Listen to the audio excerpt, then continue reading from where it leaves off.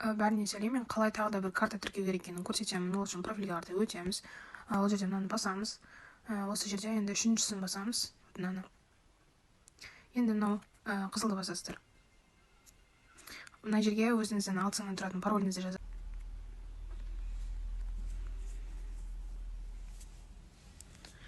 Енді осы жерден астына қарай түсесіздер. Түскен жерде осы жерге картаның номерін толық жазасыздар.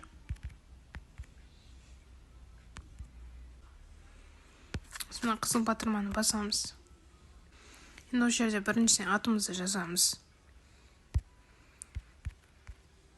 Екіншісіне картаның уақытысын жазамыз. Ал CVV дегеніміз картаның артындағы 3 сан, соны жазу керек. Мына қызылды басамыз.